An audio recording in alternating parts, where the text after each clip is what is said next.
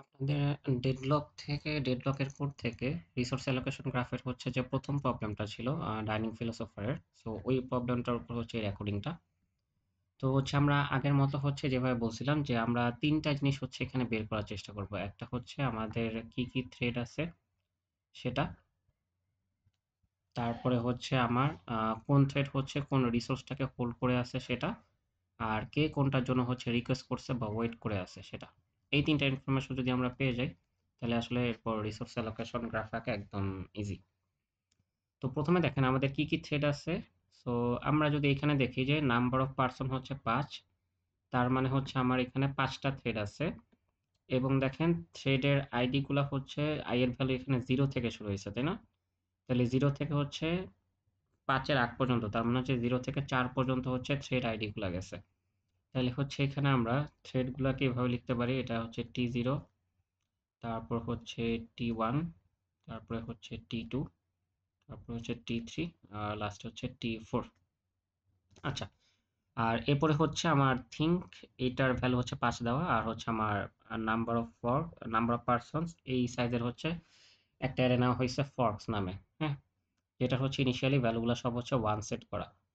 ওকে, এরপরে হচ্ছে আমার মেইন ফাংশনে দেখেন এখানে বেসিক্যালি হচ্ছে থ্রেডগুলো ক্রিয়েট করা হয়েছে, আর কোন থ্রেড হচ্ছে কোন ফাংশন রান করবে, যে ফিলোসোফার মিটআপ এই ফাংশন সবাই রান করতেছে এটা বলে দেওয়া হয়েছে।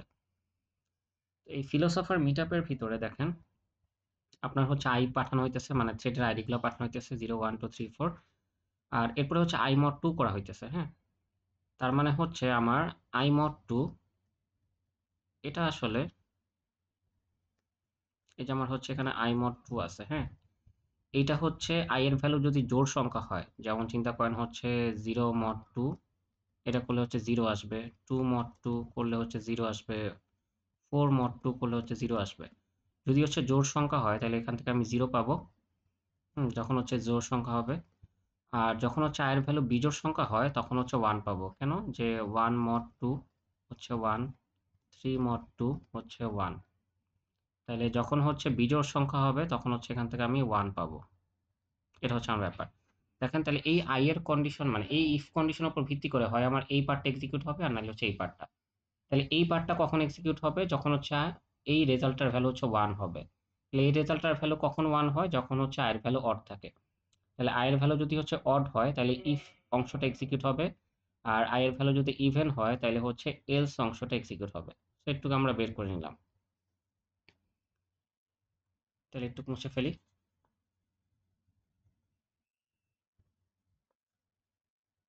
আচ্ছা, সো এরপরে দেখেন এখানে হচ্ছে প্যাটার্নটা কিভাবে সাজানো হয়েছে। যদি হচ্ছে i এর ভ্যালু ইভেন হয় তাহলে প্রথমে i+1 তম ফর্কটাকে হচ্ছে অ্যাকোয়ার করার চেষ্টা করা হচ্ছে। হ্যাঁ, তাহলে হচ্ছে দেখেন i+1 তম, তার মানে T0 হচ্ছে হোল্ড করবে কোনটাকে? F1 ফর্ককে। 0+1 মানে হচ্ছে 1, তাহলে ওই ফর্কটাকে হচ্ছে সে হোল্ড করবে, হোল্ড করার পর স্লিপে চলে যাবে। এবং হচ্ছে আগের রেকর্ডিং এ বলছিলাম কি, স্লিপে যাওয়া মানে হচ্ছে ব্লক টেস্টেডে চলে যাওয়া, অন্য থ্রেড রান করার সুযোগ পাবে। ধরলাম হচ্ছে T1 রান করার সুযোগ পেয়েছে। তাহলে T1 যেহেতু হচ্ছে একটা অড নাম্বার, 1 যেহেতু অড নাম্বার, তার মানে আমার হচ্ছে ইফ পার্ট এক্সিকিউট হবে। তাহলে এখানে দেখেন ইফ পার্টে কি হইতেছে, যে থ্রেড আইডি যত তত নাম্বার ফর্ককেই হচ্ছে অ্যাকোয়ার করার চেষ্টা করতেছে। বাট আমরা তো দেখলাম অলরেডি হচ্ছে F1 T0 দ্বারা অ্যাকোয়ার করা হয়ে গেছে, হোল্ড করে আছে। তাহলে T1 এর জন্য এই F1টা সে হচ্ছে রিকোয়েস্ট করে ওয়েট করে থাকবে, বাট তখন এটা নিতে পারে নাই। ঠিক আছে? কারণ T1 F1টাকে অলরেডি হচ্ছে T0 নিয়ে নিছে। সো T1 হচ্ছে এটাকে অ্যাকোয়ার করার জন্য রিকোয়েস্ট করলো, বাট হচ্ছে রিকোয়েস্ট করে আর নিতে পারে নাই। সো এটা হচ্ছে ওয়েট করে আছে এটার জন্য। ও হচ্ছে তাহলে একটা সময় পর ডিসকেজুল হয়ে যাবে। তারপর হচ্ছে ধরেন T2 রান করার সুযোগ পাবে। তাহলে 2 কি একটা ইভেন নাম্বার না? তাহলে ইভেন নাম্বার হইলে এই এলস পার্টটা হচ্ছে এক্সিকিউট হবে। তাহলে এলস পার্টটা যদি এক্সিকিউট হয় তাহলে দেখেন 2+1 মড হচ্ছে 5, তার মানে হচ্ছে 3 নাম্বার যে ফর্কটা আছে সেই ফর্কটা হচ্ছে হোল্ড করবে। তাহলে ও হচ্ছে F3 হোল্ড করবে। হোল্ড করার পর হচ্ছে এই যে স্লিপ 5 সেকেন্ডের জন্য, তাহলে হচ্ছে এটা ডিসকেজুল হয়ে যাবে। তাহলে এরপর ধরলাম T3 হচ্ছে রান করার সুযোগ পাবে। তাহলে 3 যেহেতু হচ্ছে একটা অড নাম্বার, তার মানে হচ্ছে আমার ইফ অংশটা এক্সিকিউট হবে, এবং সে হচ্ছে F3 নামক ফর্কটা অ্যাকোয়ার করার চেষ্টা করবে, বাট F3 দেখেন অলরেডি T2 হোল্ড করে রাখছে। তাহলে সে হচ্ছে F3 কে রিকোয়েস্ট করে ওয়েট করবে, F3 কে নিতে পারবে না। এই লেখাটা সাইডে চলে গেল, একটু ঠিক করে লিখি। তাহলে সে হচ্ছে F3 কে রিকোয়েস্ট করে ওয়েট করবে, F3 কে নিতে পারবে না। সো এক সময় সেটা হচ্ছে ডিসকেজুল হয়ে যাবে, ওর টাইম স্লাইস শেষ হয়ে গেলে এরপর ধরেন হচ্ছে T4 আসবে। T4 এসে সে কি করবে, এখানে দেখেন একটু ইন্টারেস্টিং ব্যাপার, 4 যেহেতু একটা ইভেন নাম্বার এখানে আসবে, তাহলে এই ভ্যালুটা দেখেন এবার কি হবে, যে 4 প্লাস 1 মানে হচ্ছে 5, এটাকে আমরা মড করতেছি 5 দ্বারা, নাম্বার অফ পার্সন মানে হচ্ছে 5, তাহলে এখানে আসতেছে 5 মড 5 মানে হচ্ছে 0, তাহলে সে হচ্ছে F0 কে হোল্ড করলো, মানে অ্যাকোয়ার করে পেয়ে গেছে, F0 কে হোল্ড করলো, এরপর সে হচ্ছে স্লিপে চলে গেল, তার মানে ডিসকেজুল হয়ে গেল। তাহলে এবার ধরেন হচ্ছে সিরিয়াল অনুযায়ী আবার হচ্ছে T0 রান করার সুযোগ পেল। হ্যাঁ, তাহলে T0 রান করে সে হচ্ছে এবার কাকে চাবে, দেখেন এই পর্যন্ত হচ্ছে আগে কাজ শেষ হয়ে গেছে, এখন হচ্ছে এই লাইন থেকে এক্সিকিউট হবে। তাহলে T0 যদি রান করার সুযোগ পায় সে হচ্ছে ফরস আই, এটাকে হচ্ছে অ্যাকোয়ার করার চেষ্টা করবে, তাহলে এখানে আই এর ভ্যালু হচ্ছে 0, তার মানে সে হচ্ছে F0 কে চাবে, কিন্তু F0 টা দেখেন T4 দ্বারা হোল্ড করা আছে, তাহলে সে হচ্ছে F0 কে রিকোয়েস্ট করে হচ্ছে ওয়েট করবে। ওকে করলো, তারপরে ধরেন হচ্ছে T1 আবার রান করার সুযোগ পাবে, বা T1 হচ্ছে রান করে কিছু করতে পারবে না, F1 এর জন্য হচ্ছে অপেক্ষা করে থাকবে। পরবর্তীতে আবার T2 রান করার সুযোগ পাবে, তাহলে T2 এবার দেখেন যে F2 নামক যে ফর্কটা আছে, T2 হচ্ছে এবার এই লাইনটা এক্সিকিউট করবে, যে অ্যাকোয়ার ফর্কস আই। তাহলে আমার এখানে আই এর ভ্যালু কি, T2 এর জন্য হচ্ছে আই এর ভ্যালু 2, তাই না? তাহলে সে হচ্ছে F2 নামক ফর্কটাকে হচ্ছে নেওয়ার চেষ্টা করবে। তাহলে F2 তো হচ্ছে এখন আমার অ্যাভেলেবল আছে, কেউ তো এটাকে নেয় নাই, সো আমার F2 টা সে হচ্ছে T2 নিয়ে নিতে পারবে, ঠিক আছে? তাহলে T2 এর এখানে হচ্ছে কাজ শেষ। তারপর ধরেন সে একসময় রিলিজ করে দিবে, আমরা ধরলাম হচ্ছে তখনও রিলিজ করে নাই। হ্যাঁ, তারপর হচ্ছে T3 আসবে, T3 এসে ধরলাম হচ্ছে F3 এর জন্য তখনও ওয়েট করে আছে, মানে এতটুকু এখনো হচ্ছে এক্সিকিউট হয় নাই, রিলিজের পার্টটা এখন এক্সিকিউট হয় নাই ধরে নিলাম। তারপরে হচ্ছে আবার T4 রান করবে, T4 রান করে এবার দেখেন কাকে চাবে, T4 যেহেতু 4 একটা ইভেন নাম্বার, তাহলে হচ্ছে এই লাইন থেকে এক্সিকিউট করবে, রাইট? আগেরবার হচ্ছে স্লিপ পর্যন্ত এক্সিকিউট করছে, এবার হচ্ছে এই একবার থেকে এক্সিকিউট করবে, তাহলে সে হচ্ছে F4 কে চাবে, F4 কিন্তু অ্যাভেলেবল আছে, ঠিক আছে? তাহলে হচ্ছে আমার মোটামুটি এরকম একটা সিনারিও হবে। তাহলে এখন যদি আমরা দেখেন রিসোর্স অ্যালোকেশন গ্রাফ আঁকি, এখানে কিন্তু কোনো ডেডলক আসলে আসবে না। হ্যাঁ, এই কোডটায় আসলে কোনো ডেডলক নাই।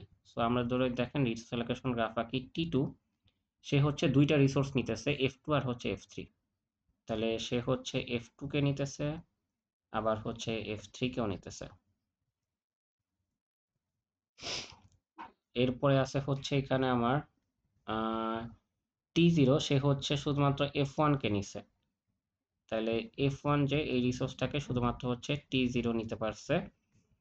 আর সে হচ্ছে F0 এর জন্য রিকোয়েস্ট করে আছে, সে হচ্ছে F0 এর জন্য রিকোয়েস্ট করে ওয়েট করে আছে। আচ্ছা, আর F0 আর F4 এই দুইটা রিসোর্সকে আবার হচ্ছে T4 নিয়ে রাখছে, F0 আর F4 এই দুইটা রিসোর্সকে আবার হচ্ছে T4 নিয়ে রাখছে। আর ফাইনালি কি বাকি আছে, T2 এর কাজ আমরা করলাম, T0 এর কাজ করলাম, T4 এর কাজ করলাম, T2 আর হচ্ছে T1 আর হচ্ছে T3 বাকি আছে। আচ্ছা, তাহলে এটা হচ্ছে আমরা নিচে নিচে করে দিই। T1 হচ্ছে ওয়েট করে আছে F1 এর জন্য, তাহলে T1 সে হচ্ছে ওয়েট করে আছে F1 এর জন্য, আর T3 ওয়েট করে আছে F3 এর জন্য, T3 সে হচ্ছে ওয়েট করে আছে F3 এর জন্য। সো মোটামুটি এরকম হচ্ছে হবে আমাদের রিসোর্স অ্যালোকেশন গ্রাফটা দেখতে।